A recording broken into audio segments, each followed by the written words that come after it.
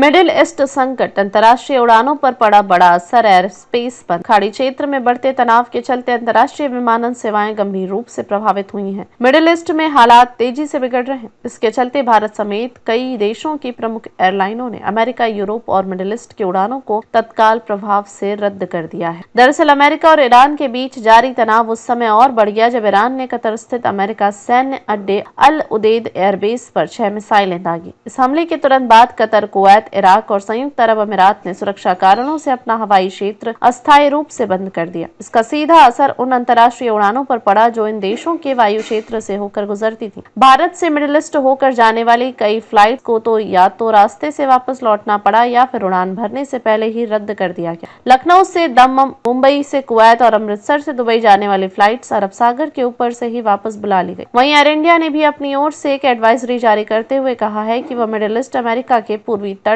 और यूरोप की ओर जाने वाली सभी उड़ानों को तत्काल प्रभाव से स्थगित कर रही है। एयर इंडिया ने यह भी जानकारी दी कि अमेरिका ने भारत लौटने वाली फ्लाइट्स को भी बीच रास्ते में लौटा गया है। एयर इंडिया ने यह भी जानकारी दी कि अमेरिका से भारत लौटाने वाली फ्लाइट्स को भी बीच रास्ते में लौटाया गया है या उन्हें निकटतम एयरपोर्ट पर उतार दिया गया है। एयरलाइन ने यात्रियों को सलाह दी कि वे अपने फ्लाइट की जानकारी चेक करते रहें और एयरपोर्ट आने से पहले स्टेटस की पुष्टि अवश्य करें। इस घटनाक्रम का सीधा असर भारतीय एविएशन इंडस्ट्री पर भी पड़ा है। भारत में एयर इंडिया, इंडिगो, आकाशा, स्पाइसजेट, अमीरात ग्रुप, कतर एयरवेज, एतिहाद और एयर अरेबिया जैसी कई प्रमुख एयरलाइंस काम कर रही हैं। इनकी उड़ानों का बड़ा हिस्सा दोहा, अबू धाबी और दुबई की ओर जाता है। अब जब इन क्षेत्रों का एयर स्पेस बंद कर दिया गया है तो सैकड़ों उड़ानों का संचालन प्रभावित हुआ है। इंडिगो ने अपने बयान में कहा है कि मिडिल ईस्ट की बिगड़ती स्थिति के चलते उनकी कई उड़ानों में देरी या डायवर्जन हो सकता है। यात्रियों को सलाह दी गई है कि वे अपनी यात्रा से पहले फ्लाइट की जानकारी वेबसाइट या मोबाइल ऐप से प्राप्त कर लें। सूत्रों के मुताबिक मंगलवार की रात करीब 9 बजे कतर ने अपना हवाई क्षेत्र बंद कर दिया था। उस समय भारत के कई शहरों से दोहा की ओर रवाना हो चुके विमानों को रनवे से वापस बुला लिया गया। हालात सामान्य होने के बाद ही फ्लाइट्स का संचालन दोबारा शुरू होने की संभावना है। वर्तमान परिदृश्य में यात्री और एयरलाइंस दोनों ही असमंजस की स्थिति में है। जब तक मिडिल ईस्ट में स्थिरता नहीं लौटती तब तक उड़ानों पर यह संकट बरकरार रह सकता है। भारत सरकार भी स्थिति पर करीबी नजर रखे हुए है और आवश्यकता अनुसार यात्रा संबंधी दिशा निर्देश जारी किए जा सकते हैं।